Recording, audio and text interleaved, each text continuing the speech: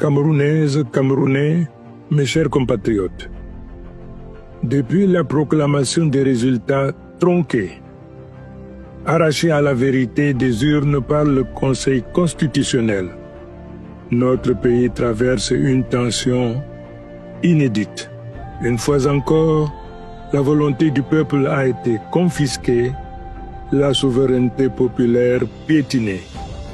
Mais cette fois, le peuple s'est levé, debout, digne, courageux. Il dit non à la confiscation du pouvoir.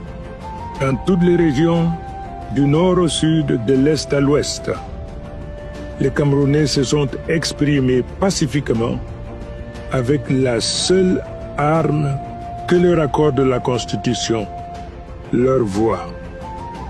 Et pourtant, cette voix a été accueillie par le fracas des armes. Des balles réelles ont répondu au chant de liberté. Nos parents, nos enfants ont été fauchés dans la fleur de l'âge et les marches pacifiques ont été transformées en répression aveugle avec des délits de faciès. Aujourd'hui, le bilan provisoire est lourd.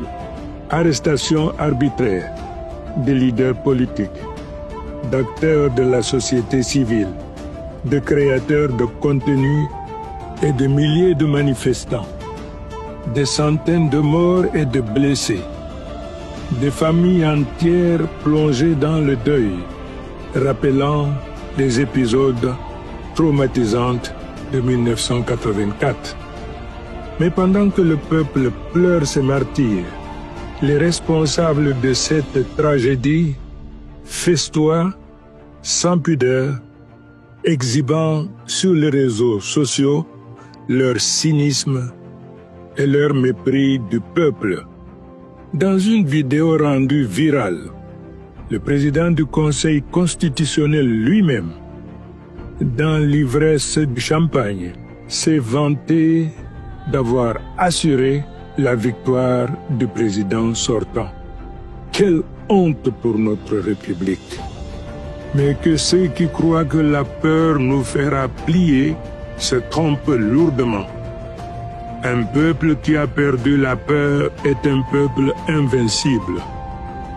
Camerounaises, Camerounais, malgré ce climat de terreur orchestré pour nous faire reculer, nous n'allons pas céder.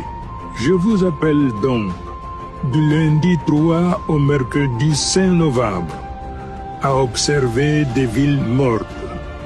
Que le pays tout entier se fige pour que le monde entier sache que nous résistons et que nous ne céderons pas.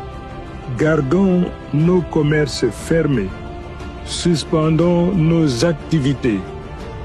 Restons chez nous, en silence, pour montrer notre solidarité et rappeler à ce régime que la force d'une économie, c'est son peuple. Et ce peuple ne le reconnaît plus comme son leader. Peuple camerounais, l'heure n'est plus à la peur ni à la division.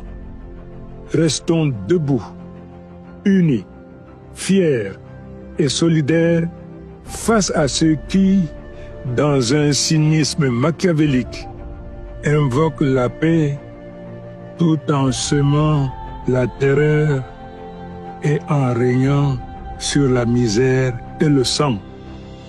Restons calmes, mais déterminés. Restons dignes, mais inflexibles. Je vous le répète, notre victoire ne sera pas volée. J'ai pris l'engagement ferme de ne jamais vous trahir et je ne faillirai jamais. C'est la raison d'être du reste de ma vie. C'est ensemble que nous remporterons cette victoire. Que Dieu bénisse le Cameroun. Gloire et honneur à nos martyrs. Et vive la République.